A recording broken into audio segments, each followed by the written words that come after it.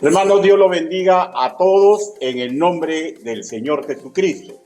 Estamos entrando a la tercera entrega de la serie Mayordomía Económica y volveremos a citar conceptos ya dichos. Por ejemplo, que podemos decir sin temor a equivocarnos, que vivir de acuerdo a más bienaventurado es dar que recibir, es el centro de la mayordomía cristiana, que sin esta actitud en los nacidos de nuevo, lo macro, o sea, la gran comisión, y lo micro, lo personal de parecernos a Cristo, se vuelve cojo desde sus inicios.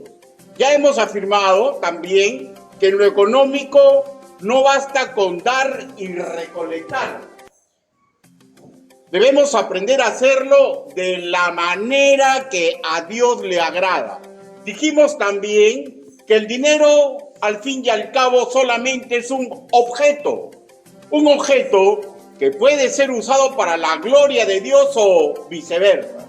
También ya hemos dicho que a Dios le tiene sin cuidado cuánto dinero tengamos o cuánto dinero recaudamos o ganemos. Lo que a Él le interesa es la forma en que lo usamos. Asimismo dijimos que una mayordomía madura con respecto al dinero debería cimentarse en 3 puntos neurálgicos. Ya hemos visto los 2 primeros.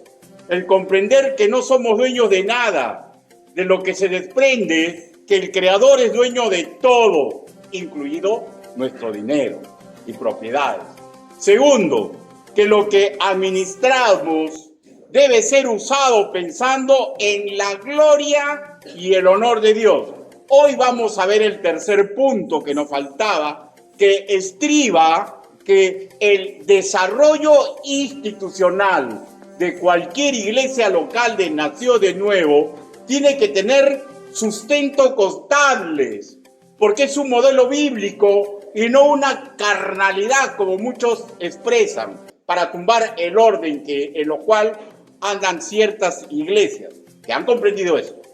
También ya hemos afirmado que sería ingenuo decir que una congregación esté camino a la excelencia con respecto de la mayordomía de dinero cuando este último lineamiento, el que estamos tratando, no forma parte del comportamiento congregacional en los asuntos de la iglesia. Hablemos un poquito de historia. En el siglo de oro de los griegos antiguos, Pericles, uno de sus grandes estadistas, se dice que él se expresó así: no solamente hay que ser honrado, sino que hay que parecerlo, en alusión a la decencia y claridad en las cuentas económicas que debe testimoniar un hombre público. Muchos podrán decir que es inapropiado poner énfasis en el pensamiento de un incrédulo, pero no nos olvidemos que el Señor a toda la raza humana le ha entregado el sentido común, la conciencia, que Salomón denominó lámpara de Jehová. Proverbios capítulo 20, versículo 27. John Hill, un pastor bautista contemporáneo de Spurgeon, definió esta capacidad humana de la conciencia, del sentido común, que es otorgada por Dios de la siguiente manera: el alma racional del hombre, así le llamó, una luz instalada por el Creador en su interior. Y podríamos decir que mediante esa luz racional, sin miedo a equivocarnos, que aquellas ciencias humanas que nos alejan de la informalidad y del desorden, por ejemplo, la contabilidad, las estadísticas y otra rama del saber humano que nos ayudan a mejorar nuestro accionar en la gran comisión, deben ser bienvenidas. Con respecto a la contabilidad, hay un parámetro lógico que tiene vínculo físico. Se refiere a que no se puede sacar nada de donde nada ha ingresado. Hablamos del balance entre los ingresos y los egresos. Daré 3 ejemplos. ¿Cómo aumentar la ofrenda mensual pastoral o beneficio a los obreros que trabajan en una congregación si el superávit no es el ideal? Seguimos, otro ejemplo. ¿Cómo mejorar el nivel económico de un misionero si no ingresa lo correcto para hacer eso en la tesorería de misiones? ¿Cómo mejorar y mantener perdón la redundancia, el mantenimiento y aseo de nuestras instalaciones? ¿Y cómo mantener esa gratuidad que se tiene en una iglesia de sana doctrina de que no debe estar cobrándose por todo si hay déficit financiero? ¿No? Ese es el vínculo físico. No se puede sacar de donde no ingresa. Ahora, usar la ciencia contable tiene a su vez otro beneficio, pero ahora de vínculo mental. Me refiero a que el orden y las cuentas claras evitan malos entendidos, o como diría mi abuelita si estuviera viva, cuentas claras a mitades largas. Así decían los viejos limeños, las viejas limeñas, ¿no? En línea general, no debemos olvidar que el desorden no agrada a nuestro Señor, ya que en buena cuenta el desorden, escúcheme, emparenta con el caos, y el caos es cosecha para nuestro enemigo espiritual. Tocaremos varios parajes seleccionados donde Pablo, el doctrinario por excelencia de la iglesia primitiva, nos recuerda cómo ellos se desenvolvían en aquel entonces. Pero antes de iniciar el cuerpo de esta exposición, recordemos su nombre. El tercer principio, la contabilidad. El tercer principio, la contabilidad.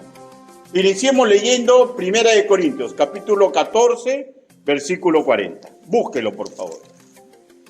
1 Corintios, capítulo 14, versículo 40.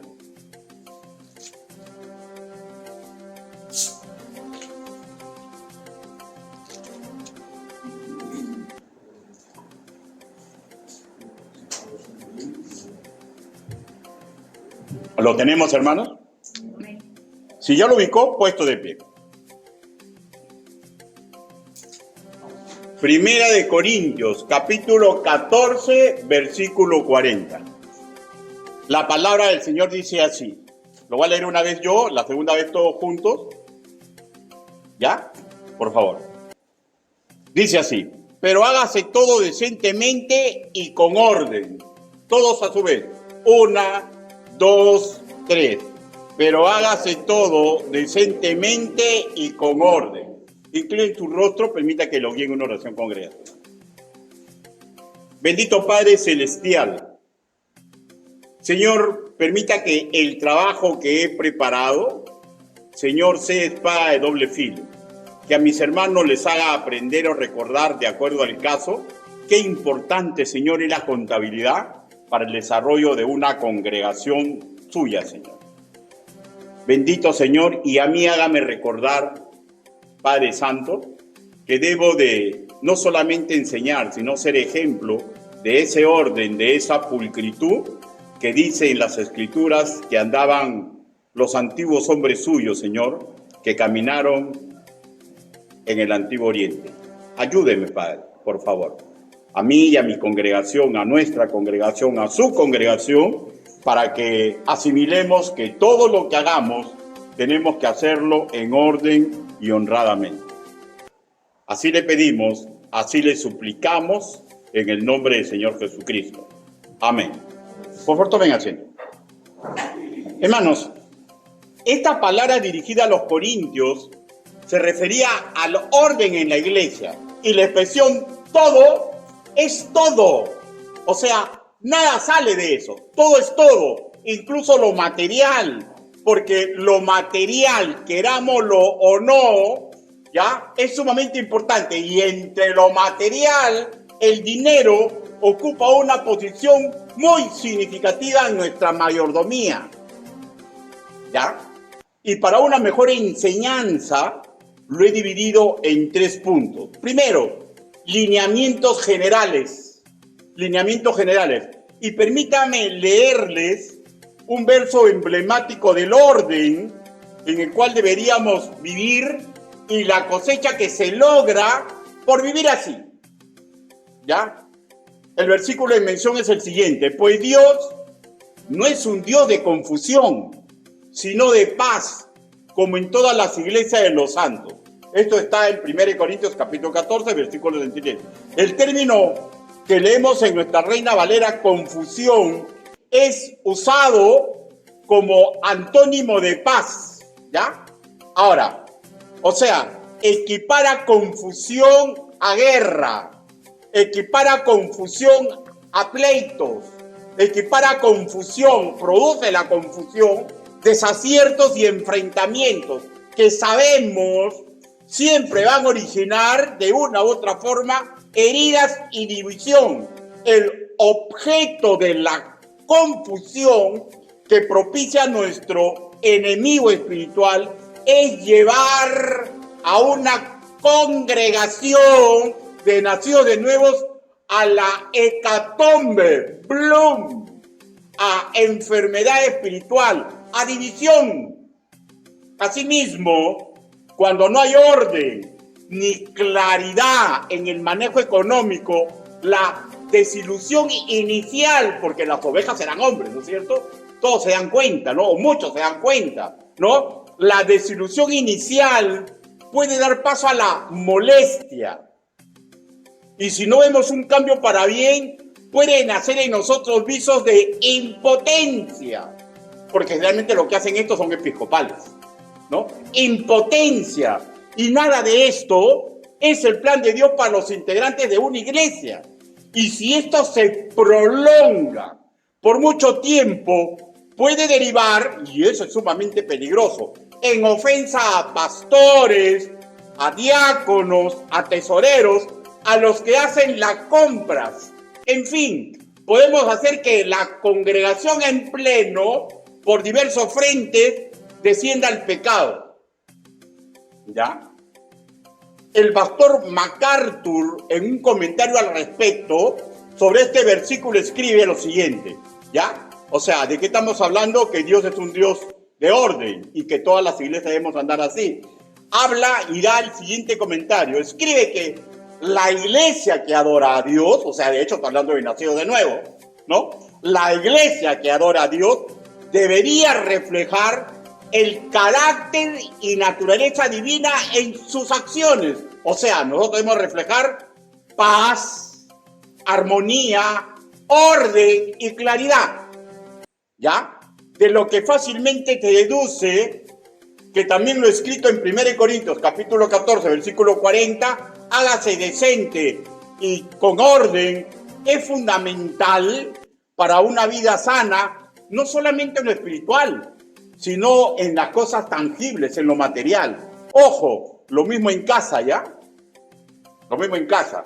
No es correcto que la esposa o el esposo no sea transparente con sus ingresos económicos y que los gastos no sean previamente motivo de un acuerdo entre ellos. ¿Ya? Ahora, repito, desde otro ángulo, la consecuencia negativa que se evita cuando obramos en orden y en armonía en la contabilidad, en las adquisiciones, en los gastos económicos, porque esto, ya hemos dicho, va más allá de un orden financiero, ¿no es cierto? Va mucho más allá. ¿Por qué? Porque tener orden en lo económico, ya lo hemos dicho, pero voy a decirlo con otras palabras, sirve para evitar que se magnifiquen recelos, se originen pleitos, dimes y diretes que tarde o temprano producen heridas en el interior de las congregaciones del Señor y con ello enfermedad espiritual. También sumamente importante es que se aloje en el corazón de todo corazón renacido algo así como esta idea. Escúcheme, ¿ya? Porque va a ser bien claro. Cualquier cantidad recolectada en el alfolí de nacidos de nuevo, aunque sea sentados, escúcheme este concepto, ¿ya? ¿Ya?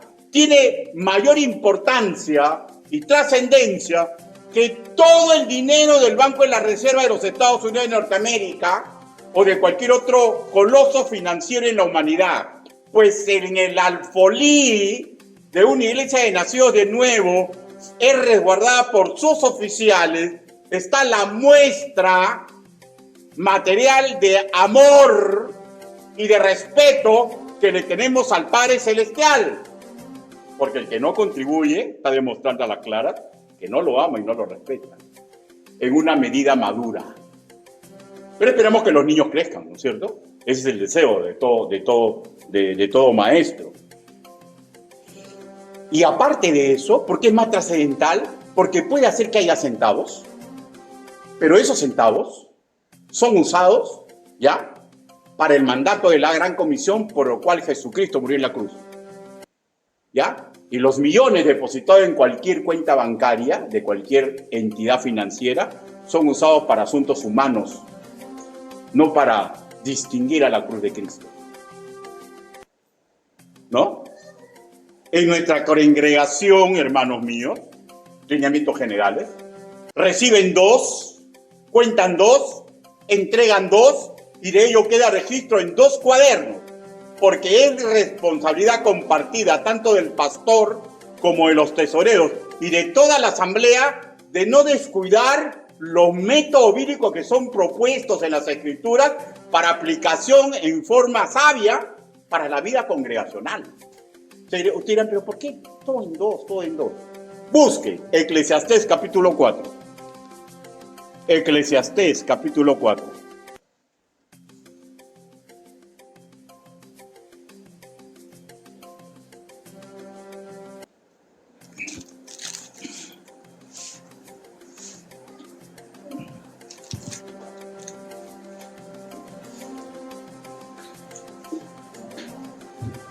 ¿Lo tenemos, hermano? Eclesiastés capítulo 4, versículo del 9 al 10. Dice así: mejores son 2 que 1, porque tienen mejor paga de su trabajo. Porque si cayere el uno, levantará a su compañero, pero ¡ay del solo! Que cuando cayere, no habrá segundo que lo levante. Ahora, usted dice, ¿y cuál es la aplicación práctica? Eso de evitar el ay, el quien camina solo al caerse y sufre, pues no tendrá quien lo levante. Le podemos dar analogía. Si alguien cuenta solo y se equivoca, no va a tener quien le haga ver su error. ¿Ya? Por eso hay que ser detallistas. Y si he detectado el error, le va a causar desazón al que se equivocó, ¿no es cierto? El ay, pues, ¿no? Ay, ¿cómo me equivoqué en una cosa tan importante? Claro, los que no comprenden que 4 centavos es la gloria del Señor, y las santerías, perdónenme la expresión, pero no comprenden lo sacro que es lo que está en esos seres. ¿Ya? Pero el que comprende y cuando se da cuenta que es igual, por eso intentamos hacerlo todo en excelencia, sufre su corazón. Porque se equivocó en una cosa sumamente importante. Por eso que tiene que haber 2, para evitar el ay, para que uno lo ayude al otro. ¿No es cierto? Sí que en el aire está la siguiente interrogante. ¿Es que acaso desconfiamos del pastor? ¿Es que se desconfía de los tesoreros cuando hay ese tipo de administración? ¿O de los diáconos? O digamos, se recoge y se cuenta de 2 porque se desconfía que uno solo recoja y uno solo cuente. Respondo, para nada. ¿Ya? Todo lo antes dicho es una forma madura de amar, de cuidar a quienes están sirviendo al Señor en asunto tan delicado, en el manejo del dinero. Y nos protegemos mancomunadamente usando modelos y sabiduría bíblica de orden y transparencia. ¿Ya? Oremos para que ello nunca cambie en nuestra congregación. Y si usted sabe de alguna congregación donde no comprendan esto, no critiquemos, hermanos, simplemente oremos por ello, ¿ya? Para que lleguen a asimilar todo el ancho, toda la trascendencia, la anchura de la palabra del Señor. La anchura de la palabra del Señor. Repito, el contar, el registrar lo contado es usanza avalada por Dios. Y hay ejemplos innumerables en las Escrituras. Hay un libro que se llama Números. ¿Ya? Por ejemplo, ¿no? ¿A quién le interesa saber, o sea, carnalmente, ¿no? Cuando usted lee la Biblia, ¿esto por qué está acá? ¿Cuál es la enseñanza espiritual, no?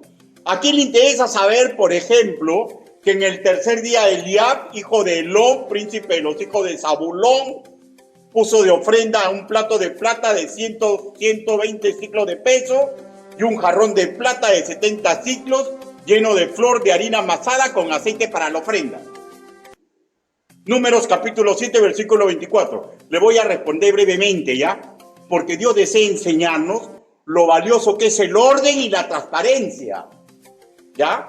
¿Qué interés hay en conocer la cantidad de levitas por familia y la cantidad de dinero que entregaban las demás tribus para el rescate de los primogénitos? ¿Cuál es la utilidad de conocer la cantidad exacta del dinero, del oro, de la plata, de los demás metales ofrecidos por los individuos de la tribu de Israel, si no figura ni siquiera su nombre, para hacer el tabernáculo? ¿Qué interés tiene el Espíritu Santo en que conste meticulosamente en algunos momentos lo que se entregó, lo que se comió, lo que se ofrendó? Respondo, para que aprendamos que los estudios contables, la transparencia entre los ingresos y egresos, papelito manda sobre lo material, es la mejor forma de cohabitar en las congregaciones del Señor. ¿Ya? ¿Para qué saber que en las épocas de David había dos voces discordantes contra la política de Israel? ¿Por qué las escrituras nos relatan las quejas iniciales contra el heredero de Salomón, que tenía que ver con la recaudación que ellos consideraban excesiva de impuestos? Respondo, para que apreciemos lo delicado que es manejar la riqueza material que se está acumulando y recordemos incluso que estas cosas, si no son manejadas bíblicamente con orden y decencia y con mucha misericordia y donaire, pueden originar enemistad y división. A mí particularmente me enseña que todos los miembros de la iglesia merecen el respeto de ser tomados en cuenta y no adquirir más carga congregacional de la que podemos mancomunadamente cargar. ¿Ya? Todo esto para nuestra enseñanza. Pensar lo contrario es negar el motivo por el cual fue escrita la Escritura. ¿Para qué fue escrita la Escritura? ¿Dónde se sintetiza? Toda la Escritura es inspirada por Dios y útil para enseñar, para redarguir, para corregir, para instruir en justicia, a fin de que el hombre de Dios, mejor dicho, el creyente, nacido de nuevo, sea perfecto, enteramente preparado para toda buena obra. Timoteo, capítulo 3, versículos 16 y 17. Repito, cada aburrida cronología, cada cuenta de lo recibido, de lo entregado, de lo gastado, de lo comido, sirve para educar a las congregaciones que la contabilidad no es algo carnal, es algo que esté en el corazón de Dios para que nosotros nos desenvolvamos correctamente en un mundo tangible. El registro de lo pasado da salud espiritual en el presente y nos proyecta a un futuro en paz.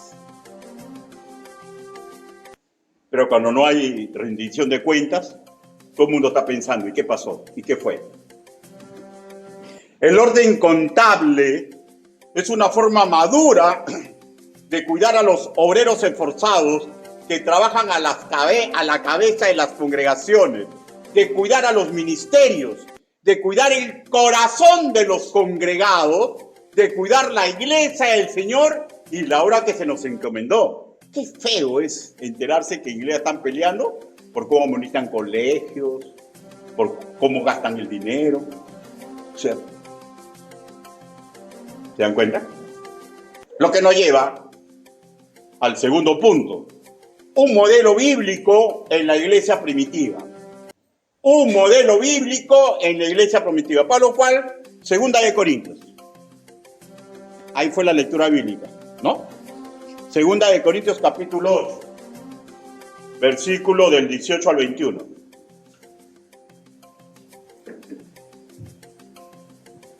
Segunda de Corintios, capítulo 8,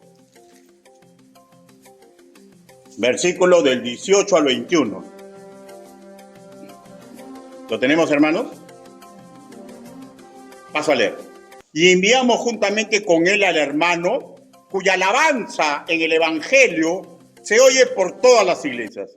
Y no solo esto, sino que también fue designado por las iglesias como compañero en nuestra peregrinación para llevar ese donativo que es administrado por nosotros para la gloria del Señor mismo y para demostrar vuestra buena voluntad, evitando que nadie nos censure en cuanto a esa ofrenda abundante que administramos, procurando hacer las cosas honradamente, no solo delante del Señor, sino también delante de los hombres. Regresemos al momento histórico de esta lectura bíblica. El Espíritu Santo, en su omnisciencia, sabe de lo delicado que es entre la humanidad el tema del manejo de las riquezas materiales y entrega, como en este caso y en muchos otros, principios de vida, preceptos, propicia, porque esto lo propicia él, modelos bíblicos para que toda la cristiandad lo use durante todos los tiempos. Uno de ellos dice así: hágase todo decentemente y con orden. Primera de Corintios, capítulo 14, versículo 40. Repito, la transparencia y claridad en las cuentas económicas es de cuño divino. Leamos nuevamente Segunda de Corintios, capítulo 8, versículo 18. Dice: y enviamos juntamente con él al hermano cuya alabanza es el evangelio que se oye por todas las iglesias. Este hermano, ya, las iglesias que mandan la ofrenda, ya, designan a este hermano para que los acompañe. Digamos, designan un corresponsable de la administración de las ofrendas, tanto para el recojo que se va a hacer en Corinto, y ahí se supone que ayuda a Tito, como para el traslado y entrega a Jerusalén, y ahí ayuda a Pablo. El nombre de este hermano no se da, pero la lectura del versículo 18 que dice su alabanza es el evangelio, se oye por todas las iglesias, se habla de que da claras que es un creyente de buen testimonio en la iglesia primitiva y que Pablo, inspirado por el Espíritu Santo, está diciendo: estoy de acuerdo con este varón de Dios. O sea, lo están fiscalizando, ¿no? Y está bien. ¿Cuál es el problema? ¿Cuál es el problema? Es impensable que Pablo o Tito se opusieran a esta decisión de sano criterio administrativo, pues una muestra clara de crecimiento espiritual. Asimismo, recordemos que Pablo y su alumno Tito eran baluartes de la sana doctrina y les era propio este comportamiento porque es avalado por las Escrituras. Ahora, regresando a nuestra actividad, cuando nos enteramos más de lo que quisiéramos, que en muchas congregaciones se llega a pedir incluso o hacen lo posible para lograr la vacancia o disciplinar a un pastor y a los colaboradores suyos por malos manejos, ¿ya? Cuando vemos que nos enteramos de malos manejos económicos en la tesorería, en sus propiedades, en sus colegios, en las compras que realizan, y la congregación está desconforme y comienzan a salir los dimes y diretes y se entera toda la cristiandad. ¿No es acaso esto una claridad de alerta que nos hace ver que pueden ser muy grandes y muchos miembros y mucho dinero y grandes programas, pero están completamente desordenados con don dinero? ¿Ya? Hay incluso en algunas congregaciones normas de secretismo. Por ejemplo, han llegado a considerar que no es bueno que la grey se entere cuánto gana el pastor. Pues consideran que va a ser contraproducente, porque en la iglesia hay gente que es pobre y se enteran el tremendo sueldo de repente, piensan ellos, de un pastor, ¿no? Son prácticas sumamente interesantes, ¿no? O sea, O sea, mente que comienzan a pensar, hay que evitar que haya enfermedad espiritual. No, o sea, ideas de hombres, ¿no? Pero no hay lógica escritural, pues, ¿no? No hay sustento escritural. Porque en una iglesia, escúcheme, no debe haber secretos. Y mucho menos en el manejo económico, pues. No debe haber secretos. Regresemos a la Biblia. Estamos viendo cómo las iglesias cuidaron el ministerio tanto de Tito como de Pablo, poniéndoles un coencargado para el dinero que se estaba recolectando para llevar a Jerusalén. He de suponer que esta forma de comportamiento de las asambleas de aquel momento, escúcheme ya, obedecía a las enseñanzas del mismo Pablo y de los otros apóstoles. ¿Ya? Segunda de Corintios, capítulo 8, versículo 9. Volvámonos a leerlo. Segunda de Corintios, capítulo 8, versículo 9. Porque ya conocéis la gracia de nuestro Señor Jesucristo, que por amor a vosotros se hizo pobre, siendo rico, para que vosotros con su pobreza fueras enriquecidos. O sea, es sumamente claro, ¿no? O sea, la motivación de un hombre de Dios no es enriquecerse. Incluso puedes hasta perder estatus económico por servir en la obra de Dios. ¿Ya? Y eso es la motivación que tiene que tener un siervo. Y la iglesia tiene que ayudarlo a que no se trastoque eso por problemas naturales que puede tener cualquier siervo. ¿Ya? Versículo 20. Dice, evitando que nadie nos censure en cuanto a esta ofrenda abundante que administramos. O sea, con esa actitud de nombrar un corresponsable, estaban cuidando su testimonio como ministro de la... ¿No has escuchado? La mies es mucho y los obreros son pocos. ¿Saben cómo se cuida un obrero? Fiscalizándole. ¿Saben cómo se cuida un obrero? Cuando usted se da cuenta que él peca y de repente no se da cuenta, confrontándolo. Decirle, pastor, usted me ha tratado mal. ¿Cómo? Sí, vamos a hablar a solas. Esa es la forma de cuidarnos. ¿Ya? Confrontándonos con lo que dice la palabra del Señor. Pero a su vez, cuida el otro extremo, ¿no? ¿Por qué? Porque cuando hay este tipo de fiscalizaciones, se evita la posibilidad o se estanca la posibilidad de difamación, malos pensamientos, malos entendidos. ¿Por qué? Porque miren el modelo bíblico. Se supone que este oficial no es misionero ni con Tito ni con Pablo. O sea, una vez que termine todo el trabajo, ¿qué va a tener que hacer este siervo? Tiene que regresar a su iglesia y hacer un informe de lo que ha ocurrido. Y en los informes mata a los malos entendidos, mata a los diretes. ¿Por qué? Porque todo es transparente, pues. Y el que nada debe, nada teme y nada oculta. ¿Ya? ¿Se dan cuenta qué similitud con la formación que tenemos nosotros? Pero en otros dicen, qué cansadas sus asambleas. Qué cansado. Tanto tiempo pierden en leer informe y esto. Hermano, hay iglesias hermosas, ¿eh? Que los hermanos no saben en qué se gasta la plata. Los hermanos no saben nada de eso, no saben ni cuánto gana el pastor. Y tarde o temprano la mente humana comienza a volar.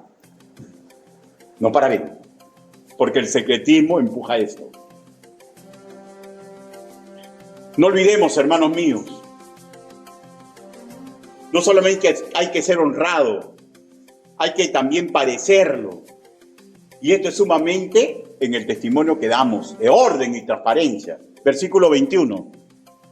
Procurando hacer las cosas honradamente, no solo delante del Señor, sino también delante de los hombres. ¿Han escuchado eso? ¿Cómo se te ocurre? No, Dios es mi testigo.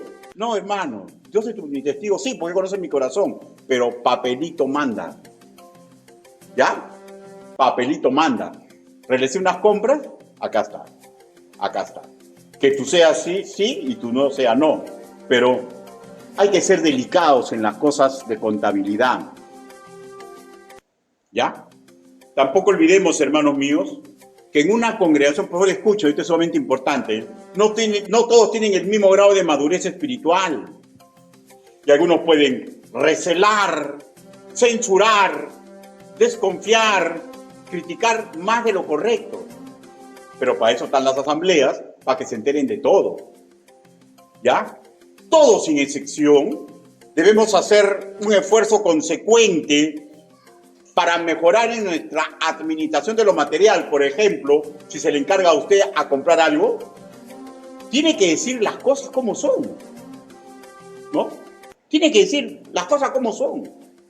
Tiene que buscar que le dé una boleta. Si no hay, bueno, no hay, haré una declaración jurada. Ahí sí, yo soy mi testigo.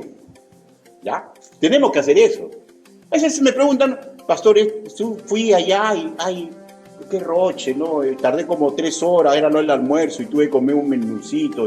Pero eso no lo voy a declarar. No, no, hermano, declara todo eso. ¿Cuál es el problema? El obrero tiene su salario, ¿no? Si tiene que ir a comprar y va a estar medio día en la calle, ¿qué?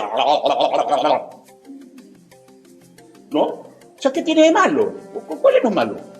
Claro, pues no. No voy a hacer, pues no, como...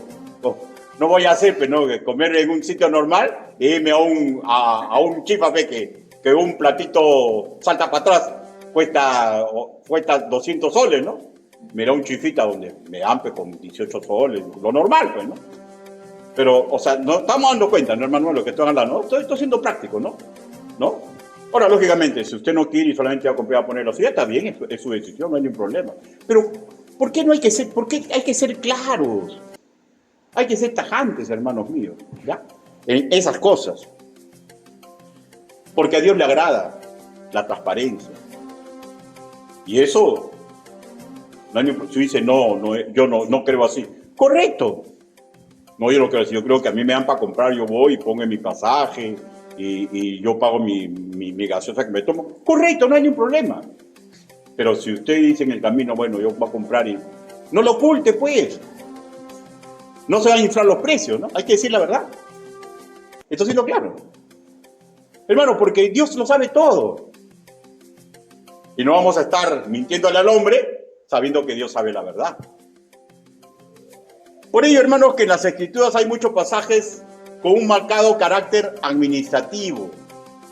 Y esto tiene que ser bien asimilado por los dos. ¿Se acuerdan del matrimonio? ¿Se acuerdan de ese matrimonio que dijo, vamos a donar nuestra casa? Y los dos, Dios los mató a los dos. ¿Por qué fue? Siempre, hermanos míos, porque mintieron.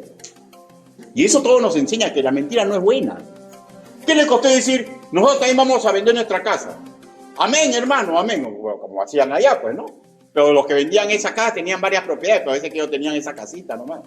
Pero querían, pues, sentir esa sensación de ser también bondadoso. Está bien. Amén, hermano, ya, lo decidió. Pero ¿qué les costó decir? Sí, pero nosotros tenemos esa propiedad, la vamos a vender y vamos a dar la mitad, vamos a dar 1/3, vamos a dar el 10%, el 5%. ¿Qué les costó decir eso? No había ningún problema. Pero mintieron, pues, ¿no? Y primero Dios mató ¿a quién? Al hombre, y después mató a la mujer, ¿ya? Entonces, ¿no aprendemos eso? ¿Para qué mentir? Claro, Dios no me va a matar por mentir, ¿no? Pero ahí está, pues, todos los modelos bíblicos para que aprendamos a no mentir por gusto. Todo está en la Biblia, hermanos míos. Todo está en las Escrituras. ¿Por qué? Porque el desorden no le agrada al Señor. Y el desorden y la mentira y el ocultamiento de información es caldo de cultivo para que nuestro enemigo espiritual ataque a la mala a la congregación. Nuestro enemigo espiritual siempre está atento a ver a quién puede devorar, ¿ya? Pero también está atento a quién va a usar para empezar incendios en la congregación. Porque la mentira, hermanos míos, tarde o temprano sale a la luz. Y hay hermanos que no han crecido muy bien y se levantan en una asamblea. No es así porque yo lo vi y estuvo haciendo esto. Y comienza. Solamente está buscando a quién devorar, ¿ya? Está buscando a quién usar para que empiece el bochinche en la congregación. ¿Ya? Y Dios quiere evitar eso, pero el demonio espiritual es así.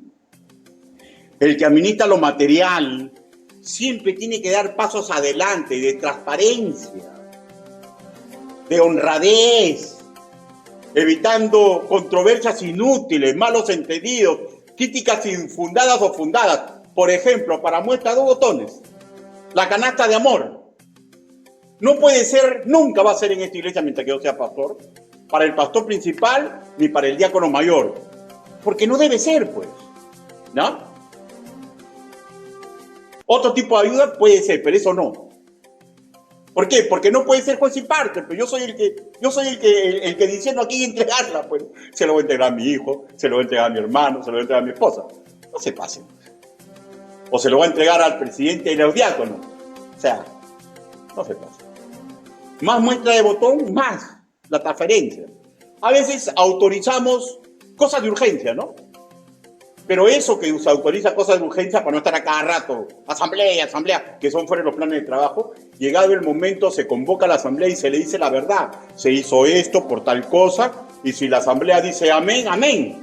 Y si la asamblea dice no estamos de acuerdo, bueno, sacaré de mi bolsillo y pondré, pues, ¿no? Son normas de claridad, de transparencia, porque la obra no se puede estancar. Y si vamos a irnos demasiado a lo administrativo, así a rajatabla, a veces la obra del Señor se estanca. Hay momentos así, pero tenemos que darnos cuenta que las cosas claras, el chocolate espeso y a mitad de largas. Lo que nos lleva al tercer punto. La carne que cotidianamente nos traiciona. La carne que cotidianamente nos traiciona. Romanos capítulo 7.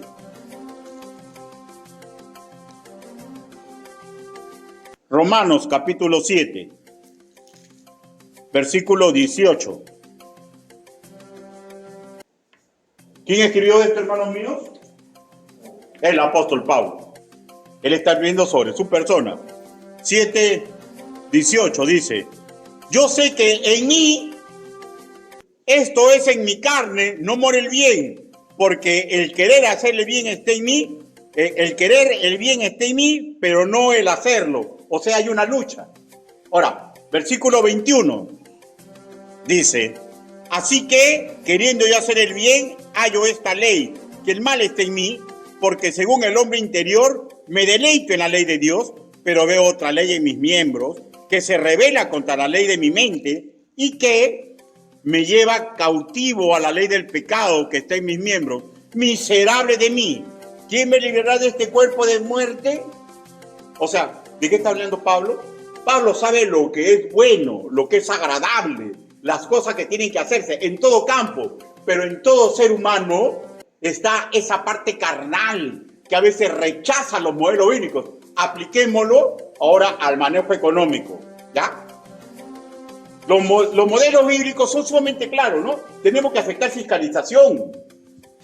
Tenemos que aceptar la fiscalización. Tenemos que acostumbrarnos a que no es porque piense mal de mí, sino que tengo que dar mi testimonio, ¿no?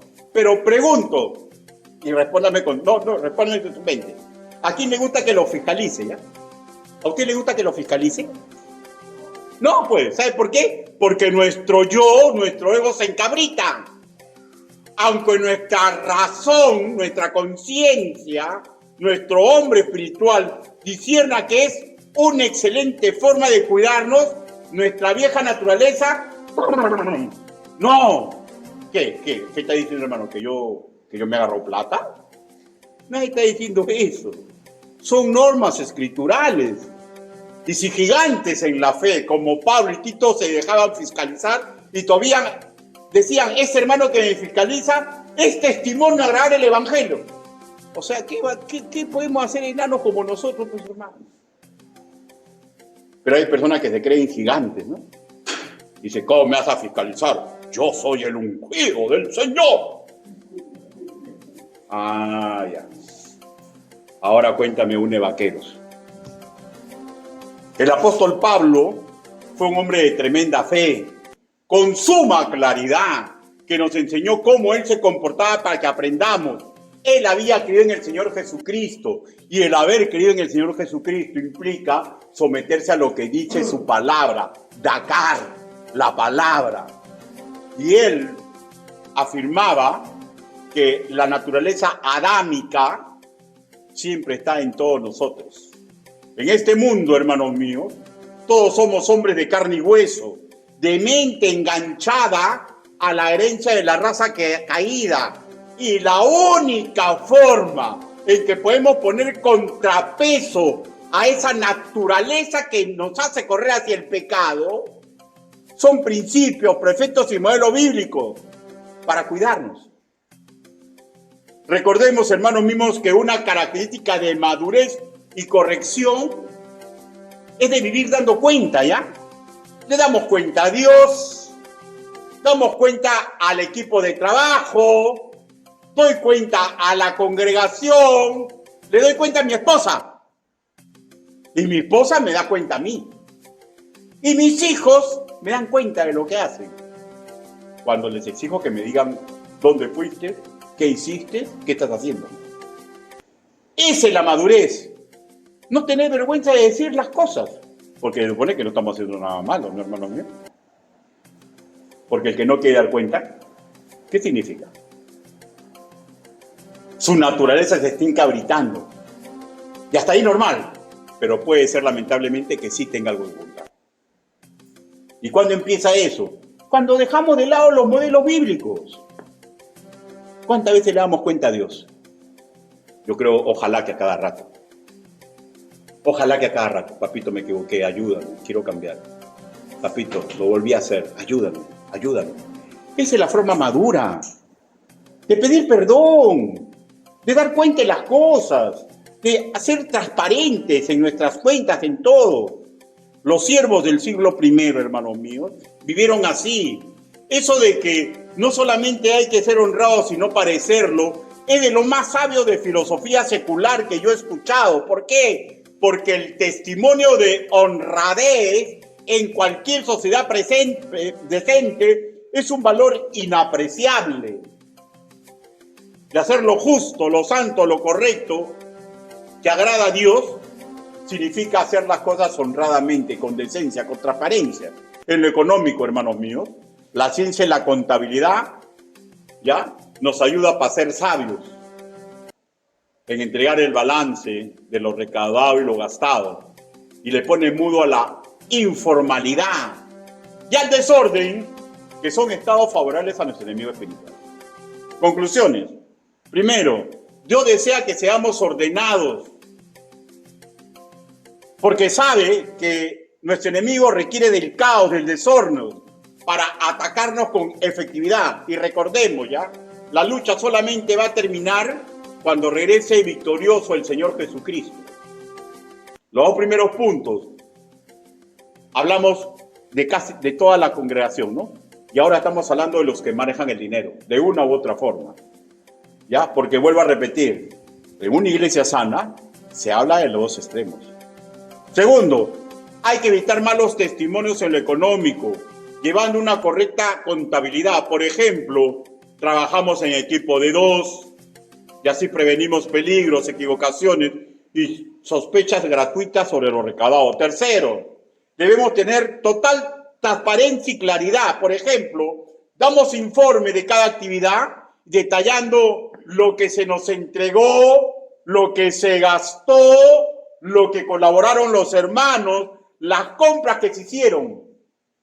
¿Ya? Y si no hay factura, declaración jurada, porque mi sí es sí, mi no es no. No mover nosotros pues en desconfianza, ¿no? Vivimos como siervos de Dios, ¿no? Tenemos 2 sesiones anuales para rendir cuenta del manejo económico. Y si se necesitan más para aclarar, se hacen más. Todos los documentos contables son de acceso directo para los miembros y puede usted pedir los libros si desea revisarlos, pero no sacarlos de nuestro local, ¿ya? Porque el que nada debe, nada teme, pero respeto, guardan respeto. Por eso es de que dentro de poco vamos a traer un roperito para que todos los documentos de la iglesia estén acá. Y si yo como pastor deseo sacarlo, tengo que pedir permiso y firmar un documento al secretario de la tesorera que lo estoy sacando y me comprometo a regresarlo. ¿Ya? O sea, ¡oh, qué fuerte! Es que así es, hermano. Porque sabemos la historia, pues, la historia de muchas iglesias que se llevan los documentos y ya no regresan cuando están enojados. ¿Por qué? Porque no respetan lo que es orden, transparencia, lo que es decencia. Y nosotros tenemos que vivir así, hermanos míos.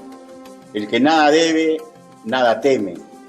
Recordemos, hermanos míos, que la reputación que Dios desea que tengamos no solamente es que somos generosos, sino que las cosas las hacemos con decencia, con orden y pulcritud. Inclinen su rostro. Vamos ahora. Bendito Padre Celestial, gracias Padre Santo por haber permitido que existan estos modelos bíblicos en los cuales, Señor, Pablo, Señor, aceptaba ser fiscalizado y elogiaba a quien lo fiscalizaba. Señor, gracias, Señor, por esa enseñanza que usted nos da. Gracias, Señor, por haber considerado que existan libros completos en el Antiguo Testamento que hablen de estadísticas, de lo que se comió, lo que se gastó, lo que se entregó, la genealogía de todas las familias, porque así aprendemos, Señor, que su orden y su pulcritud, Señor, es una herencia educativa para nosotros. Ayúdenos, Padre, para nunca perder ese norte, para evitar malos entendidos, pleitos, difamaciones, que ya se van haciendo común en muchas congregaciones, Señor. Ayúdenos, Señor, a no caer de ese orden, Señor, de esa decencia. Así le pedimos, así le suplicamos, en el nombre del Señor Jesucristo. Amén.